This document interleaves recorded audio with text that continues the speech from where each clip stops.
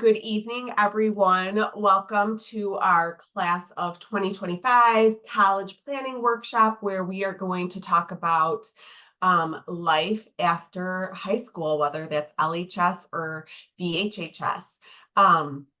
We are recording this session, and we will be emailing the recording out to all junior and sophomore families once the recording becomes available. And we'll also link the slideshow. So if we're rattling through something, or if we reference that something is linked in the slideshow, just know that you will receive that, both students and parents of sophomores and juniors. So I am Becky Bolito. I'm the post-secondary counselor at Vernon Hills High School.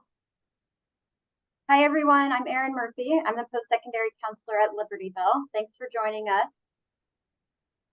All right, and just to give you a little preview of what we have in store tonight, we are going to cover a wide variety, and we're going to do our best to keep this under an hour. And just know that this is our introduction to post-secondary planning. And so this is just the start of the information we'll be sending you. And if you have questions, we're always available to you. We're also going to be covering other resources and research that you can look at outside of the CRC. We'll talk a little bit about testing and talk about things that you could be doing second semester and over the summer to prepare for next fall, when students really start their application process officially.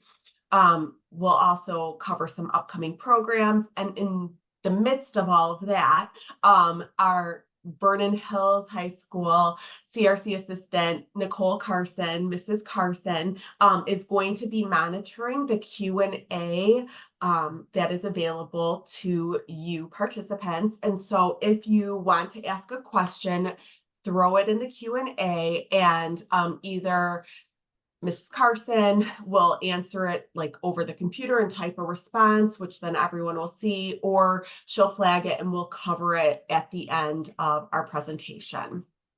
So let's get started here. All right. Here we go, right into fit. So we start with a quote that we think really sums up kind of the energy around that college match. I like to read this as we start. College is a match to be made, not a prize to be won.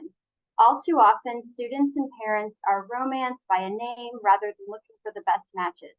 In the end, the best fit should be what the student determines, and there should be several fits, not just one. And I think Ms. Bolito and I would both argue that not only should there be several fits, but there are several fits. So we hope that we're starting tonight maybe with a bit of a deep breath around the fact that your student or students that are logging in right now are watching this at a different time. There are many wonderful landing spots for you after graduation. We're here to help you find them. You have time to find them, and we're just excited about helping you through the process.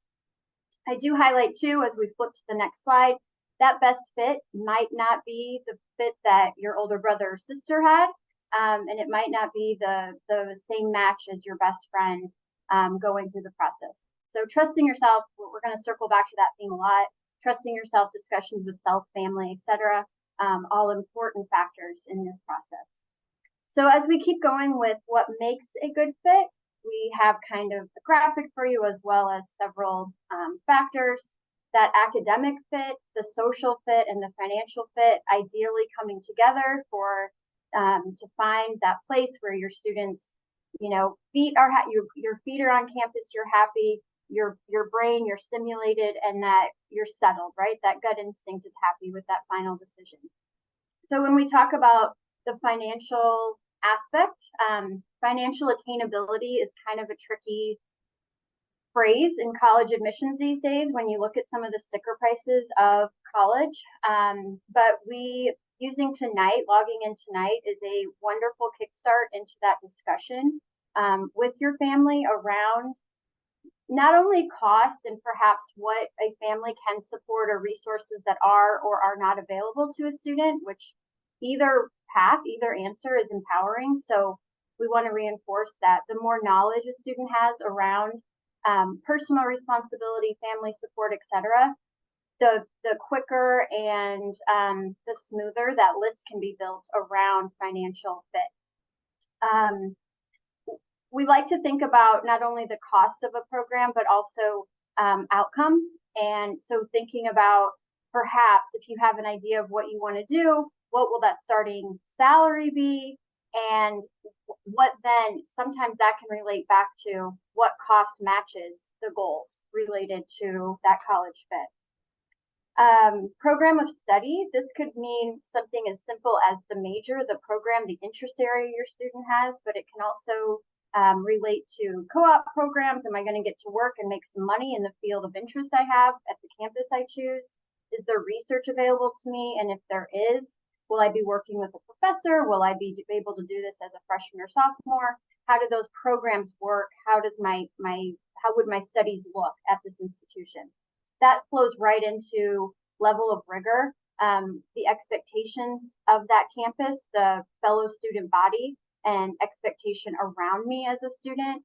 How many of my classes will be taught by a professor? What will those class sizes be like? Is attendance super important? All of those factors related to those day-to-day in the class. And then kind of go back to that vibe word, the word of, the idea of what is the vibe? Does it feel like home? Is it a comfortable place for me? And that encompasses so many things. What's the food like? What is the surrounding area like? Do I feel comfy in an urban area, a more suburban area, etc.? And lastly on this list, but definitely not least in matters of importance, is does the campus that I'm considering value me? And that includes, have I earned, perhaps if they're available, have I earned a merit scholarship? Have they celebrated my acceptance with some kind of financial award? Is there a mutual excitement around the decision, the acceptance, the option that I've created for myself? And I would even go so far as I'm making my decision, are my questions being answered in a timely and caring manner? Every interaction you have with your potential campuses is a measure of how you'll be cared for and supported as a student. So pay attention to that, trust those instincts, and certainly ask all of your questions. They all matter. And this feels like and certainly is a very important decision. All right, I think we're ready for the next slide. Getting into a little more detail around these factors to consider. We're circling back to how do we even evaluate costs? And again, this is a big factor. I will go back to starting with that family conversation around transparent information. So whether that means I talked to a family a couple weeks ago and I have permission to share this story, but the family has had a conversation with their student around what they're willing to support, X dollar amount, and that dollar amount changes according to the grade point average that the student maintains to and through their college career. So the family has had kind of an in-depth discussion around this is what's supported at X level of grade outcomes, and then if grades would change, the student financial responsibility would grow. It's kind of an interesting, very personalized, and very factual way of looking at that cost. And it also is helping the student as they determine which campus to choose, how much they have to contribute because their percentage changes according to that sticker price for them. So how do we look at cost though? Two phrases I want every family to remember would be net price calculator. This is a process that if you have a list of 10 schools, potential schools, your student has them or you have them in mind, you can literally Google school name, net price calculator, and every college in the country is required to have a net price calculator for you to calculate an estimated cost of attendance for your student. This is going to be based on different criteria. So while every college is required to have this tool, they can vary in the depth of the degree of questions that they ask and how much information they gather. So some of those estimates could be more accurate or more detailed than others. When you're doing these net price calculators, I like to recommend that families Don't do 10 at a time, because doing one or two honestly can feel like a lot, and you're talking about big numbers. So I wouldn't do 10 at a time, and I probably wouldn't be processing net price calculators after a tough, trying, or tiring workday, family event, etc. So kind of in good spirits, checking two or three off at a time, making some notes. And then from that point, also exploring, I've talked about net price calculator. The other term I want you to remember tonight is cost of attendance. So that's going to be another posted figure to every school's website. And if it's hard to find, let me know, because that can just be annoying, because it should be transparent and able to find. But cost of attendance is a factor that schools are supposed to post to their financial aid pages. Um, and it details tuition, fees, additional expenses. That could mean transportation home, room and board, etc. So you're going to get that entire sticker price in one spot. So those net price calculator, cost of attendance, two big facts and phrases to know. And again, trying to avoid surprises. So if and as you haven't done these two steps by the time your student has applied to their schools, please do so. Again, Mrs. Polito and I, every year we meet with a student who maybe applied to 6 or 7 schools, feeling confident, secure, excited. And then March, April comes, financial aid packages are out. All 6 or 7 schools might be out of reach financially. It's a really tough spot to be in, and it's avoidable. So again, looking at that cost factor to help hone and build that list is important. I'm trying to go fast. It's so much info. We could do all cost all night. Talking about major, remember that undecided is okay, right? 30% of students go to school undecided, and then I think the stat is 30% or more change their major once they are even in school. So undecided is absolutely an okay position to be in most cases. Don't be scared of still being exploratory. I think most of us on the call could probably consider ourselves exploratory still. The key to that is that you are applying to schools that offer something in the various fields of interest. So don't apply to a liberal arts school with no business program if you might be really interested in business but not quite sure. There's ways around or other majors that can get you in that boardroom or on that trading floor. But you obviously want to be applying to schools that will meet your interests related to major and academic interests. Size. Do you want to be having dinner with your professor at least once before you graduate, maybe at a smaller college campus? Do you want to certainly have that massive Saturday game day vibe with 30,000 of your best friends and greatest cheerleaders? Explore. Do you want something in the middle? Maybe you don't care about football and you want a mid-sized school that loves basketball. Maybe you want a school that's close enough to a city, but doesn't have cross streets of that urban feel right in the middle of it. So kind of thinking about the size, the student body, and the access that you have. I mentioned location. I'm getting into like urban, rural, suburban kind of settings. Location is often a spot that we will go to first when talking with the student, because I have a map of the US in my office. So when students are talking about wanting a school that has a huge student body or a massive Greek life, we can start there. But then my next question is going to be like, where do you know you might not want to be, or where do you know what's an area of the US that you really, really like? And the location piece could be, I want to be within 5 hours of Libertyville or Vernon Hills. That's a huge list in itself, but it's also an incredible way to shrink the 3,500 options out there. So just thinking about that. And I don't think it ever hurts to have a school close to home on that list, just as even if it's a backup.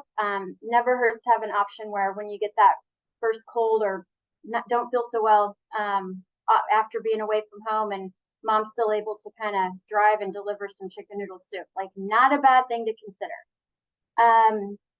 Academic programs. This can relate to support programs. Do you learn differently? Do you need additional supports or unique supports? How is that campus or each campus you're considering going to support you to and through those needs? Do you want to have a double major? Do you want to have a major and a minor that might be in very unrelated fields but is supported? Do you want to study abroad? That can be a massive experience for any college student. So how are those programs supported, encouraged? Um, and are you interested in an honors program? Are you interested in a living learning community? Are you interested in some of these specialized or unique programs that can kind of shrink a school, specialize a school, specialize a program for you? So kind of considering all of those pieces as you are building this list. I get to take a breath. Ooh. Okay. And then four other things that you should keep in consideration when starting this college search process. One is admission factors. And what do we mean by that? I refer to this as being like, do you have the classes necessary to be admitted to the school? A lot of colleges will put right on their website like how many years of English they're looking for, how many years of science they're looking for. And so you can find that and know that at LHS and VHHS, your counselors, as you've been choosing your courses from year to year, they've been keeping in mind that you need to be admissible to four-year school. So that is something that they've been tracking. But if they're the other piece with admission is, what does the profile look like of a student who is admitted? Okay, where do their grades lie? Do they share a test score range with you on the website? And just know where you fall in relation to the admission standards for the colleges on your list. For student body, a lot of times students that I've worked with have been looking for a diverse student body, whether that's ethnically or geographically. You know, they want people from all over the world, and they also look at, you know, is their faith represented? Would they have a way to practice their faith on campus? I've had Jewish students, look to see if there's a Hillel on campus. It's anything that like the um, student body is going to make you feel comfortable, more comfortable. For social atmosphere, this is referring to what do kids do outside of class time. Obviously, you're going to college, pursuing furthering your education, but there's a lot more to the college experience than just sitting in class. And so it's good to research what are kids doing outside of class time, and whether that's an extracurricular or club that is offered through the college, or if you, for example, pick a college that's next to a mountain, are kids skiing on the weekends? That's not something that every place offers. So keep that in mind also. And then kind of also with extracurriculars leading into that, we have a lot of students who are exploring the option of being a student athlete in college. And so seeing if your sport is offered at a college is one way to narrow down that list. Or maybe you're just thinking, what's intramural life look like on this campus? Or do they have a club sport? Every college tour that I've been on has always referenced the fact that if a college doesn't have a club or organization that you're looking for, that they will tell you exactly what you need to do to start that on your own. And it's usually not that much that you have to do. They want students involved on campus, and they want you to feel connected with other students and staff, etc. Okay. So one thing remains true for every list.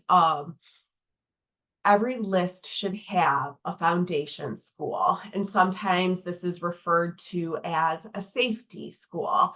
And safety can sometimes have like a negative connotation. It can seem like it's less than any other college, and that's just not how we choose to look at a foundation school. This is simply saying that you have a school on your list where you know you can be admitted, right? Where your grades, test scores, classwork all line up, that you can feel comfortable with financially based on maybe the net price calculator and conversations with your family. And then finally, that you would be happy there. Okay. So for some students, this can be like a really easy one to know. A lot of students at both high schools have CLC as an option in their back pocket. It's offers a lot to students at a very affordable cost. This can also be a harder, like for some students, they have a hard time finding a school they're excited about that's a foundation school, but both Ms. Murphy and I will have those conversations. We want you to be hopeful and happy with any school that you would have on your list. Our hope is that you would not be applying to a school if you would dread attending that school. And there's lots of colleges out there. And so there's lots of options and lots of schools that would love to have you on their campus. Okay. So when we talk about a list, it's not an exact science, right? But students and families all the time want to know, like, what's a reasonable list look like? And I typically say, 1 to 9 schools. And once you get up, creeping up towards 9, like that's a lot of schools to have on an application list. That's a lot of work that you will be doing as a senior in the fall applying to those schools. You can see here the average number of applications for LHS seniors was around 7, BHHS was around 6. So you will hear stories in the media or maybe in the halls of kids who are applying to, 20 colleges. Know that that is not the norm. And if you think you need to apply to that many schools, Ms. Murphy and I would love to talk you through that just to make sure that you know what you're getting into with that many applications. Every list needs to have, like we just talked about, a foundation school. It could have several probable schools, right? Where I would refer to those schools like a target school, right? You have everything that's like lining up, but maybe, you're not in the top 5% of admissible students. And then it can include reach schools, but it doesn't have to. Like we have students every year that fall in love with a college. They know they would be admissible to that school, and they've talked to the family about the cost. And I every year have kids that apply to maybe just one school or 3 schools, and just know that it doesn't have to be the longest list. You right now are in your research stage, and so you're going to be developing a list of schools that like might be of interest to you. But the goal is going to be that as we creep closer to the end of junior year, head into the summer, that you're narrowing that down to a manageable list of schools. And like we said, probably between 1 and 9 would be our ideal. Okay, we have a little activity for everyone here. We'll go through this. And so a lot of times students hear things about colleges, and adults too, right? We hear different things about colleges, and it's easy for our assumptions to uh, change the way that we view colleges. And so we're going to go through this real quick activity here of 4 different colleges. And I want you just to keep an open mind, and without knowing what college we're talking about, at the end, we're going to ask you to vote in a poll to see which school would be the best fit for you based on what limited info we're providing you. So this slide here has a few pictures of school number 1. You can see there's some green space, looks like a little quad area on the left-hand picture. Looks like a pretty nice city, Barnes and Noble right there at the top. And let's read some facts about school number one. So it's a private university in a city, has about 15,000 students. The animation major at the school is ranked fourth in the US. Fine arts majors are competitive and are nationally regarded. There are over 300 academic programs, and they are all combined with a core liberal arts curriculum. They operate on the quarter system, not the semester system. And they offer some accelerated programs in medicine, like physician's assistant, pharmacy, physical therapy, and others. And the little hint is it's not too far from home.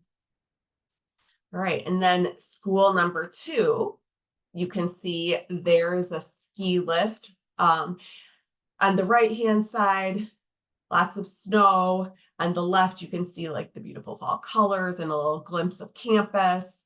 And then here's some facts about this school. So this is a public school of about 7,000 students. The average class size here is going to be 25 to 30 students, and it's a STEM-focused college. It's number two in colleges where grads make six figures. They have very smart students attending there. The average GPA of incoming freshmen is a 3.8. They do some really cool research projects, including launching nanosatellites into space, working on prosthetics for amputees, and AI for kids. And then as like a little bonus, snowboarding is a PE class option. All right, moving on to school three. You can see a beautiful fallish day with happy students walking around the campus, and then just kind of that beautiful drone shot of the green space and picturesque buildings, etc., as well as what looks like a pretty great dining hall setting. This campus is a private college with about 1,000 students. Students take one class at a time with intense academic rigor. It's a liberal arts school, but it offers engineering, business, and education. Diverse student body, geographically and ethnically. 52% of students study off campus, with recent courses taking place in New Zealand, Italy, India, and Shanghai. The dance major, and it offers a dance major and BFA in musical theater. You get a small town setting with major college towns nearby with this campus. And then our final option, again, you've got what looks like a Capitol building. I'm not going to guess or try to give anything away. Some more beautiful fall colors, and then another happy student scene on campus. This campus is public with 22,000 students, Division I athletics, home to one of the most acclaimed medical centers in the United States. It has been ranked number one, the number one public university for writing in the disciplines. It is certainly a college town, thrives with college students in that relationship. 56% of students come from in-state and 27% from Illinois. Some notable alumni: Tom Brokaw, Ashton Kutcher, W.P. Kinsella, Tennessee Williams, and John Irving. So we are going to, All right, let me launch this poll. We'll give you poll before we give you the names. I almost gave it away. So go ahead and choose which college off of that limited information we gave you. This is just an exercise in keeping an open mind. Do you think you would gravitate to or say fits you best today?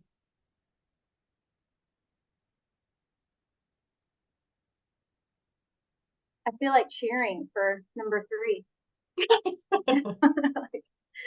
All right, yes. Okay, let's see here. All right, 5 seconds left. Get your votes in. All right. All right, those are our results. You can see, oh, college 3 did end up getting some votes right there at the end. You can see that it was actually pretty close between the other 3. College 1 and 4 were 1 vote apart. So let's go over what these schools what these schools were. Let's see. All right, so number 1 is DePaul University. Okay, very close to home. Number 2 is Michigan Tech, which is way up there in Michigan, hence all of the pictures of snow. Number 3 was Cornell College in Iowa, about 4 hours west in Mount Vernon, Iowa. And number 4 is the University of Iowa, which is a very, very happy landing for lots of our students. So the poll kind of matches. Interesting. All right, so we had a little fun. So now we're gonna dive into testing. So we'll take another deep breath. But just some facts. I think, let's see, Ms. Polito, can you click for the graph? There we go. So just some quick facts about testing. We had great turnout this year with the junior class and the PSAT and MSQT back in October. Those scores are available. You all took that on your Chromebooks. So it was an extra special, extra valuable practice for the upcoming SAT, which will also be will be electronic. But your scores are available if you haven't seen them yet through your College Board account. Schools do not keep track of College Board logins. So just a quick reminder, if you have any issues with that, you do have to go through College Board to get that information. But we can help with that process if needed, but those scores are there. You will take juniors, the state required SAT on Monday, April 15th. So you'll be getting more information from school admin on that, around that, but just a couple things to refresh, remind, or even just let you know. That test date again is April 15th.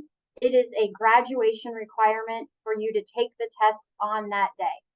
If you don't take it, there will be a makeup. So even if you have taken the SAT or plan to take it on another Saturday date, that score, that sitting does not count for what the state of Illinois requires students to complete. So, and you are auto-registered for that April test by the school. So you do not have to register, there's no payment. The school requires you to take it, the state requires you to take it, so all of that is covered.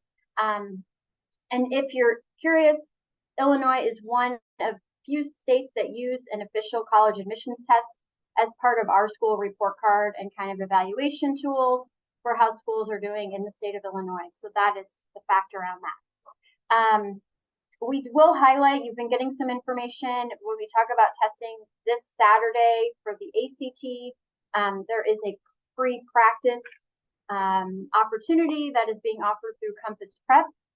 And again, we have a tentative start time for 9 a.m. to try to help you schedule your day, but the ACT practice is taking place Saturday, December 9th. You've gotten that info a couple times through a couple emails. It's in our Google Classrooms. Email each of us if you have questions or haven't received those links, and of course we will make sure you get that. And then the SAT practice related to this free opportunity actually rolls through the end of March. So you can choose when you do that. And again, that will be from home. So both of these practices are free.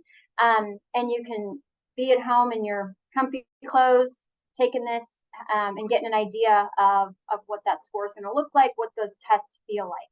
Keep in mind the SAT that you are taking in the spring, again, will be electronic. The ACT and shorter. The ACT is still paper and pencil and will be a little bit of a longer test in comparison to the SAT.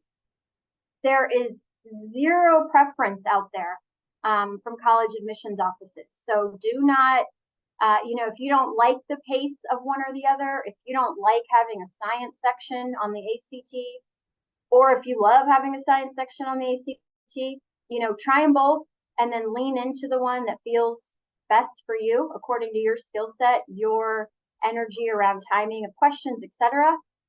Because again, the scores you send, there is no school out there that says we only want this test or this test. And to be honest, testing and your scores remain a factor in admissions, but there is, we are not seeing a massive uptick in campuses returning to a required setting for the test. Last year, this admission cycle, Purdue's a popular school with both of our campuses. They have requested scores again that are required. University of Tennessee, some university state publics in Tennessee, Florida, Georgia. But you will not see Illinois publics requiring a test score. And again, Ms. Belito, correct me, but I don't expect in the next 6 or 7 months to see a barrage of schools come out and say, by the way, we have to have scores. So I just want to keep the energy around testing. It's a factor. It can support your application. You can definitely get into a variety of schools of every kind, with or without a test score as part of your application. And then we've listed a few extra reminders around making sure you're checking college websites. Fairtest.org is a resource for checking to see who requires, how they want them. Another thing we do like to highlight when you do take either test, we do not necessarily recommend that you put in college codes, allowing schools to automatically get those scores. We really want to remind students that test scores, they're your property, and and so personally, I'd want to know how I did before my mom, my dad, or certainly a stranger at a college admissions office sees how I did. So take the reins on that, decide what you want to do, but there's no rule that says you have to send scores upon registration, even though you're asked. You can skip it. And then practice and test prep is all available at no cost. College Board and ACT both offer free test prep through their respective websites. College Board, I would say, is a little more robust in the fact that they're partnered with Khan Academy. There's a lot more support and free practice materials available through their site, but the ACT does offer an option to get a practice test and several practice questions to get a sense of what's coming on those tests.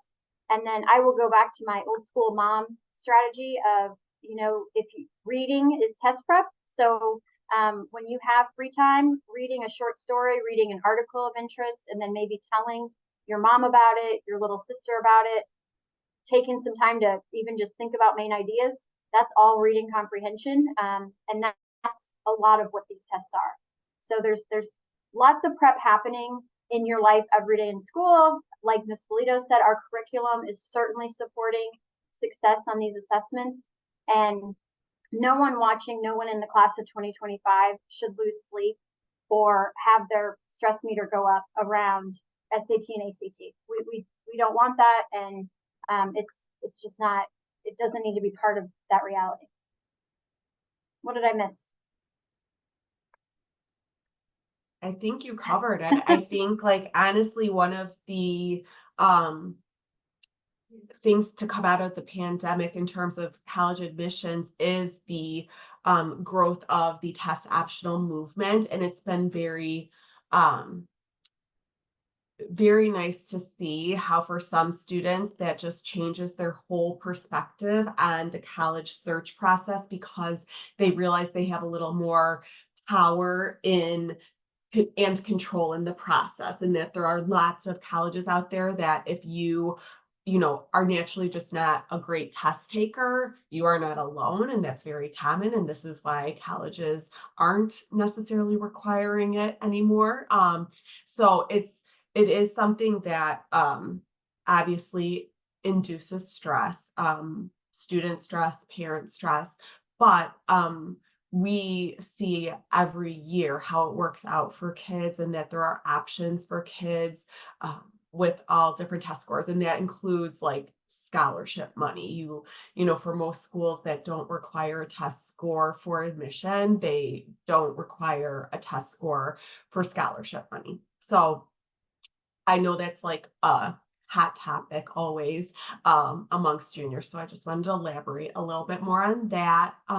This slide here is just a massive list of different resources that we kind of curated for our families. Right at the top here are some of the things that at the school level we provide, and then we link to all of these other resources. And um, the college scorecard and college navigator sites are both really good sites with data and different types of information. So the scorecard, you could go and see, what's the average graduation rate of graduates from or of a college, and then what are graduates earning after they graduate from a certain college. Whereas like College Navigator is going to give you some more college admission stats. So I would just encourage students to knowledge is power. And I think sometimes knowledge and having access to resources, like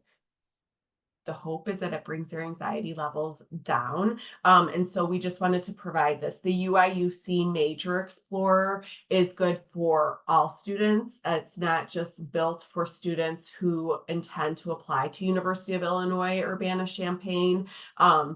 It is pretty simple, which is nice. And you can take a personality quiz and then get suggestions for different majors. You can find out what majors, what careers certain majors lead to, and learn just more about every major in general. So the Marquette Major Quiz, another like resource, again, not just limited to Marquette students, anyone that's just thinking about life after high school and exploring, which is most students at this point, are not set in their path. Okay, so let's talk about second semester.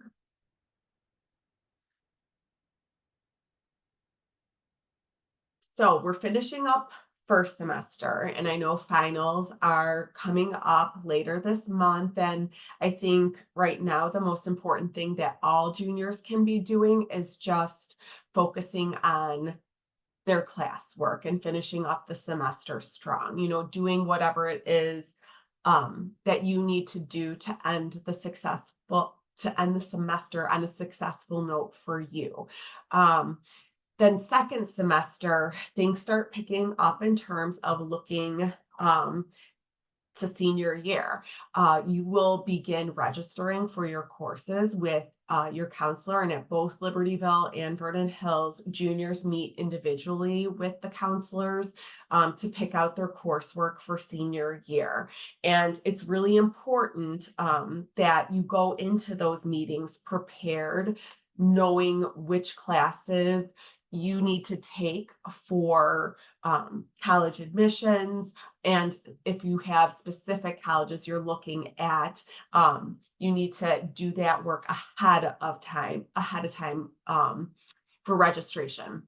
For example, the University of California schools, so UC schools, Cal State schools, they require that the high school students have a 1 year fine arts requirement. And so that's often something when students are thinking of going out west, that maybe they'll throw into their schedule senior year if it hasn't been something that they've pursued earlier in their high school career. World language is like the question I think I get the most about, whether it's at my job or if it's at my kids' sporting events. Everyone wants some information about world language and what colleges expect. And it's just the answer is it depends. Some colleges don't need students in high school to take any world language, but to give students the most options, we say, try and get through 2 years, and that's going to meet a lot of the requirements. But the more you can take and get, you know, decent grades in and not be stressed, the more years you can take of that language, the more um, options you will have, or the more it has the potential to free you up from having to take world language at the college level. We always have lots and lots of students apply to University of Illinois, and they have a policy where high school students are required for admission to have 2 years of high school language. And so that would mean any through the level. So if freshman year you took Spanish 2, that is what a college would regard as 2 years of Spanish. But at University of Illinois, a lot of their majors, in order to graduate, you have to have 4 years. So whether you do 2 years at the high school and 2 years in college, or 4 years in high school, like it can free you up from having to take those courses in college if that's not something you're looking to do. You're going to want to just talk about a testing timeline and plot out. We are not telling students, and we are not proponents of like take the test as much as possible. Like we think, taking it 2 to 3 times is not like that unusual, but it can get to be overkill, and students just aren't seeing a lot of change in their scores after a certain point. So kind of map out when it makes sense for you as students to take those tests, knowing that in April you'll take the SAT at Vernon Hills. Regardless, you have to.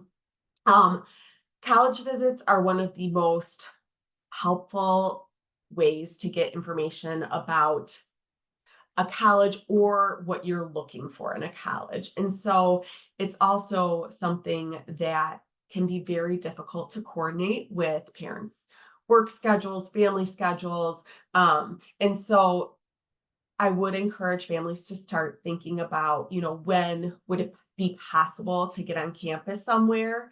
And if it's just not going to be possible, students, there's tons of virtual tours out there now. Every college really ramped up those offerings when their campuses were closed during COVID.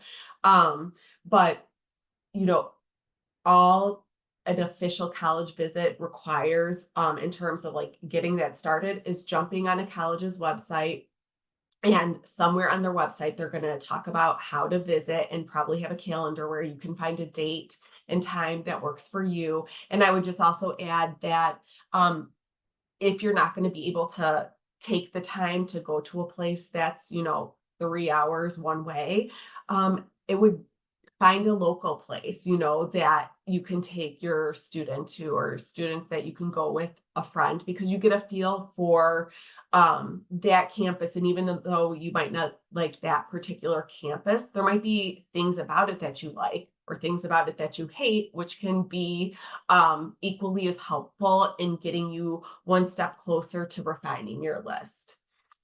And then last fall, there was the CLC College Fair, where I know Miss Murphy and I saw a bunch of students walking around talking to the college admission reps.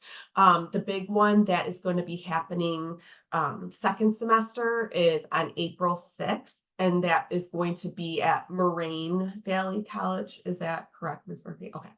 And so if you haven't had a chance to make it to a college fair, if you want to learn more about other colleges, this would be a good one to maybe mark down on your calendar and get a chance to talk to all these different colleges that are in the same place on April 6th.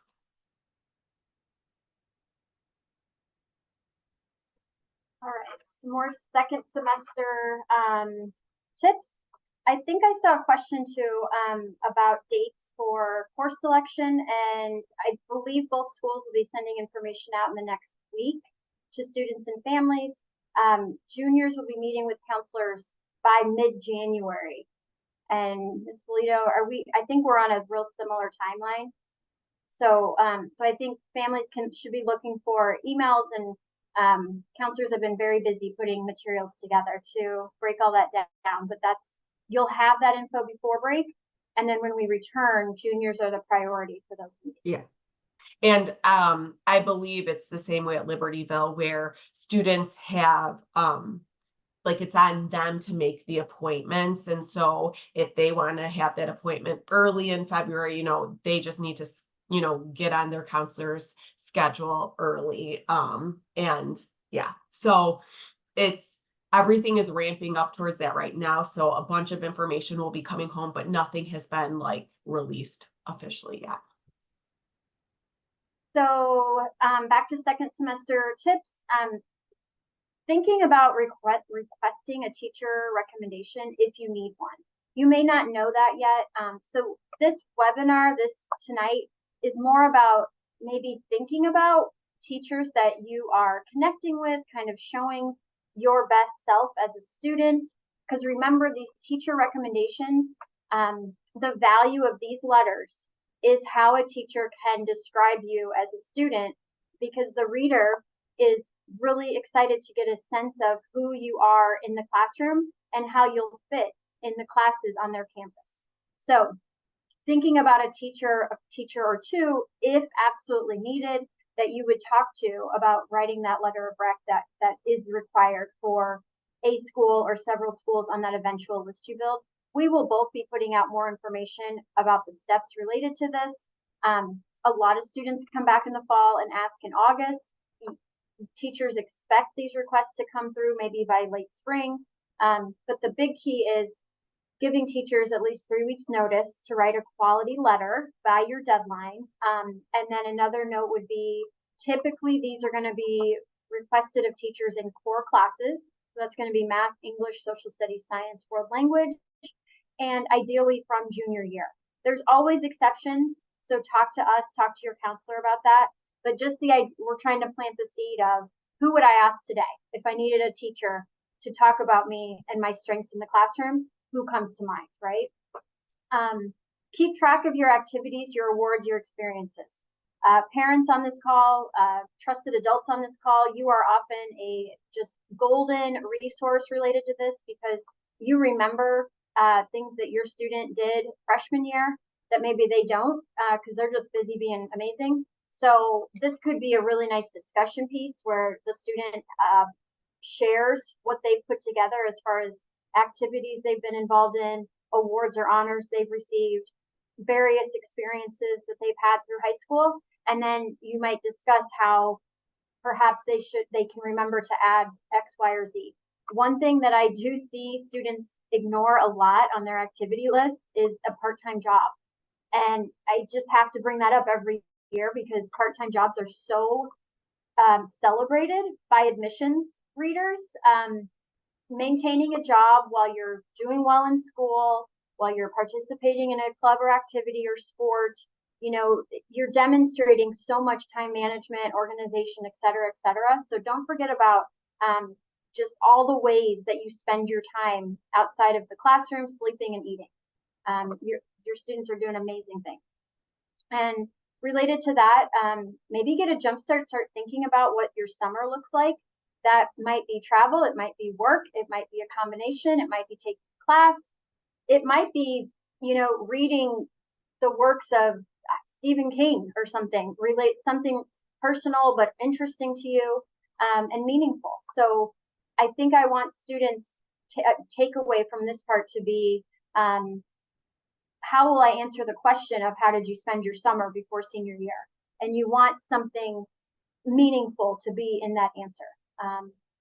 And then continuing to narrow your college choices through research, campus visits, like Ms. Polito said, virtual or in person, talks with, your counselor, meeting with your post-secondary counselor, little shout out for us, friends, parents, teachers, etc.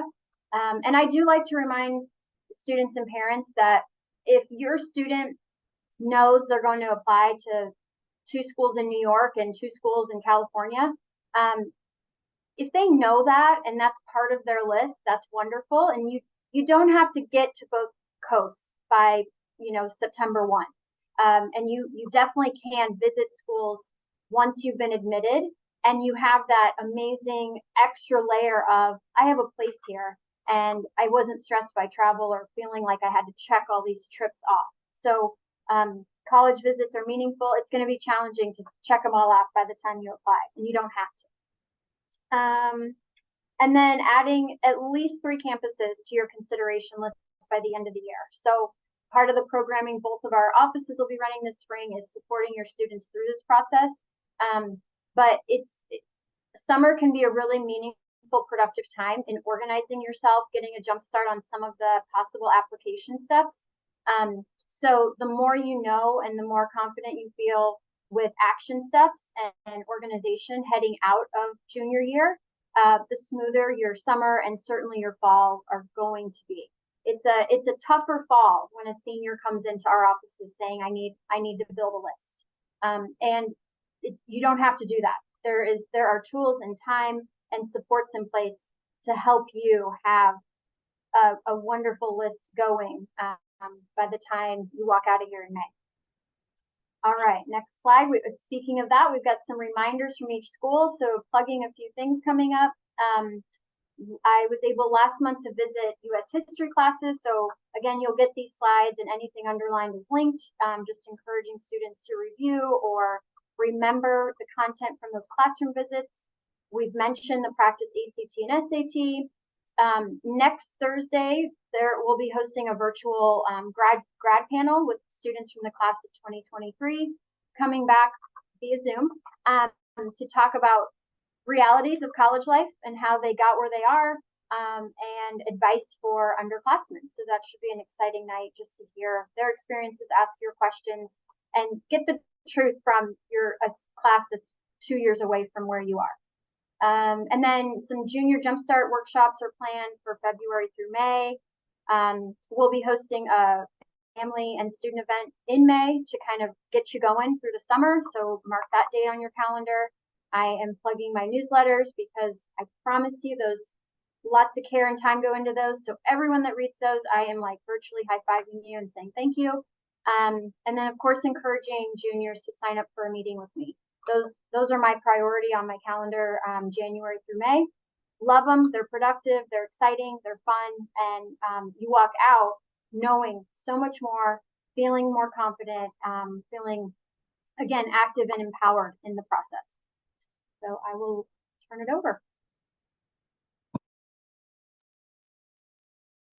All right. So, juniors, I know you have a lot on your plates, and that's why, tonight is just the kickoff. And I'm reminding you once again, like, please have access to all of the different ways to stay connected in the CRC. I think 99% of the junior class has accepted my invitation for the Google Classroom and has been getting those posts, and the information that I push out through Google Classroom will just increase from here on out.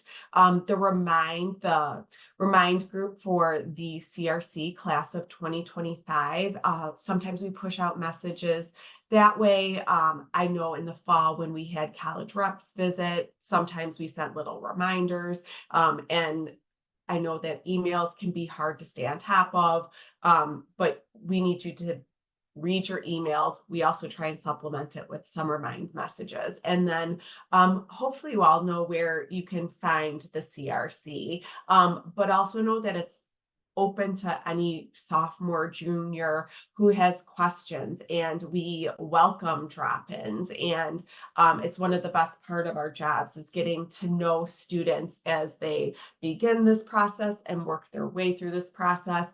And Mrs. Carson's our CRC assistant, and between the two of us, there's almost always someone who's available to answer a quick question or to at least get you on our calendar to talk about things more. I do have appointments to meet with juniors that are around 30 minutes that will start in January. And you are definitely welcome to to invite one of your trusted adults or parents, whomever, to attend that meeting. Or it can just be the two of us, whatever works for you. And in the spring, I'll be meeting with juniors on an individual basis, but I will also be doing a lot of programming that's more small group based. And so, two things that I wanted to highlight tonight was just if you are a student whose parent did not graduate from a 4-year school in the United States, you are considered first gen by the D128 definition, and we do have a college group that will be starting second semester. So please just be on the lookout for that, and know that a lot of students in the past have found it to be super helpful in just understanding this college process in a small group setting. And then in addition to the first gen college groups, we also are going to be offering some monthly workshops in the spring focused on a singular topic. And I every year. I know juniors are so stressed and busy with life outside of classes, homework, sports, everything. And it's really easy to just like table the college stuff or to table Mrs. Bolito's messages until maybe you feel like you're more caught up. But I think if you are diligent about reading the information and attending some of the info sessions that we offer during the school day, um, you will feel a lot less stressed and overwhelmed, and it will take away some of that mystery surrounding like this process and where do I even start. So just know that we are here for you and that you can stop by anytime, but then also, do your part and be on the lookout for more opportunities as the year goes on.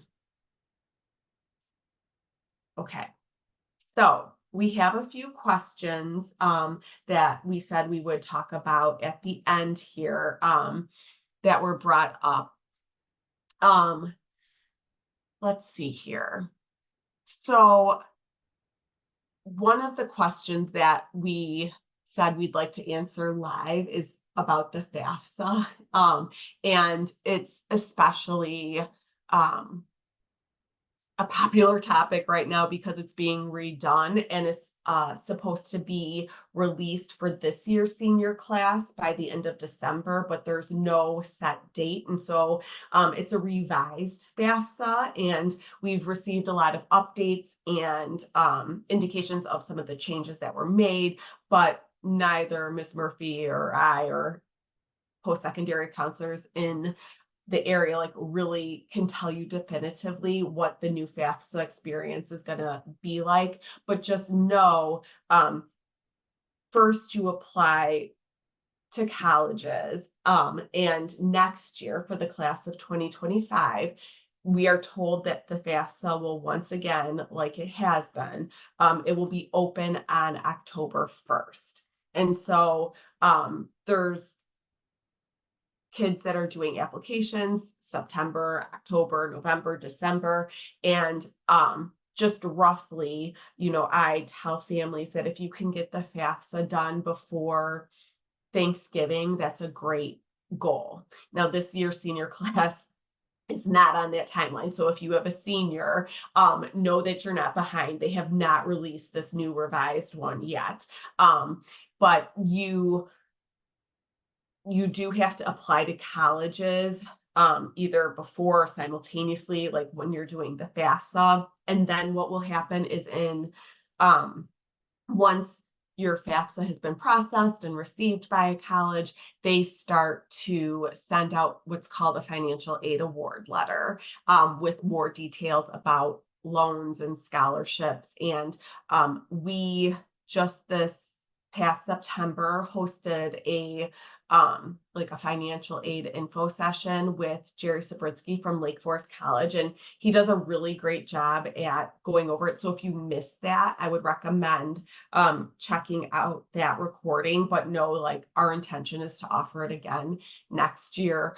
We also offer FAFSA help at the school. So there's lots of supports out there. And there was another question about you know, scholarships and helping kids look for scholarships. And believe me, the seniors and juniors, like one of the first questions is like, how do I apply for scholarships? Because college is so expensive and cost is at the forefront of a lot of people's minds. And Ms. Murphy and I are both now probably going to be ramping up our communication to seniors on scholarships. So it kind of we start senior year in what I like to call like application season.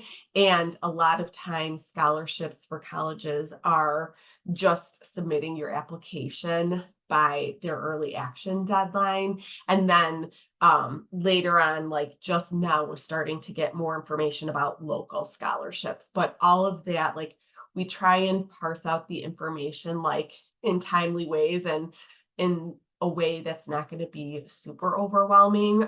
But these are all like great questions and um, questions that are on everyone's mind. I think those questions circle back too to when we get back to as junior parents and juniors right now. Another factor in building effective lists is knowing a school or two is a school that is, again, likely I meet the criteria for merit awards. We can promise you that the most scholarship money out there is going to come from the institutions you're applying to. And so you do want to do that kind of research and evaluation of those auto awards or merit awards based on academic criteria, et cetera. In the process. And then additional things can be added on, but that just helps that fall season be even more productive for you. And then there was subsidized and unsubsidized loans. You qualify for those through the FAFSA. And the difference between the two loans is one, the subsidized loan, you want to max out before unsubsidized. It's alpha order. Because a subsidized loan you are not paying interest on until you either leave the institution or graduate. So the money goes a little farther.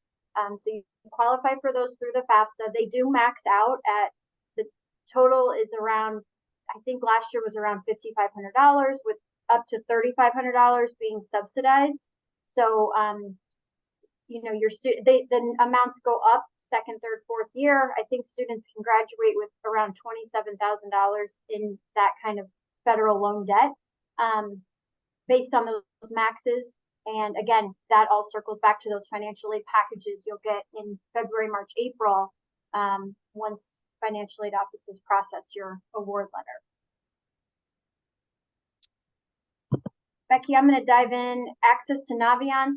Yes, Libertyville students have access to Naviance. We are very likely shifting college and career platforms in the next few months into next year. So Naviance is still alive, and it is a very useful tool. Students have access single sign-on in their Chromebooks, and I use it every day for searches and different tools. And we are optimistic that depending on the direction administration goes with next steps or the next platform, we will be informing students and families of that ahead of the end of the year. So those tools will all be in place. Yeah, and for Vernon Hills, we use a software platform called Score. It's spelled SCOIR. And like Erin said, we anticipate as a district changing platforms. It's my understanding that Score is something that we should still have access to, and I will be teaching kids how to navigate around it as much as they need me to teach them. Usually they're pretty good at figuring out the computer stuff on their own. And there can be parent accounts. And so we're still going to be using Score for the rest of this year with juniors and parents. Sophomores, I know we might have some sophomores on this call, like you also have accounts and you can use it, but we just say all that, like, don't get too invested in the software, but we will offer another software that is superior or comparable to what we already have between Naviance and Score. So. I think there's one more that Ms. Carson is typing, but just quickly, as far as number of years of any specific subject, I think if I'm going to answer this really quickly, the more of the core classes you take, the more options you're creating for yourself. So again, I'll go back to English, math, social studies, science, world language. Having up to 4 years of each is only going to satisfy, every college out there. So when you say required or recommended, you have to decide how much you desire a spot perhaps on that campus. And then I like the add-on question that says, do you need to go with recommended or can they go with required, especially if X courses won't be part of their major? And that's a nuanced part of this in the sense of if I'm going to major in computer science, I may have fewer social studies because I'm taking 2 math classes and a computer science and a data science, or I'm doubling, tripling up on areas of interest. So those are questions to talk with your counselor and us about, even college reps. But it's certainly, if you can make sense of the choices you've made, you're probably doing pretty well, if that makes sense. Yeah. And I'll just echo, that is a perfect example of a question to go to your counselor with or stop by the CRC with, because it is so nuanced. And obviously, like, more core classes is better, but a lot of times we have to make hard decisions, and decisions based on what's best for you, like, and having a balanced life. And so know that that information is coming from the schools, but then also those are the type of questions that we get all the time, especially from juniors, leading up to course registration. So I think we made it through all the Q&A. All right. Um, well, we have recorded this webinar, like I said at the beginning. It does take some time for us to get it processed and uploaded before we can share it out, but we will be sharing it out with all sophomores, juniors, and sophomore and junior families. And our contact info is right here. And you've probably received plenty of emails from us already this year. But if you ever need anything, get in touch with us. And we look forward to working with you all, as now we've officially got this process underway for you juniors. Anything Thanks else, everyone Erin? for joining us. Have a Yeah. great night. We look forward to seeing you at meetings. Yes. Good night.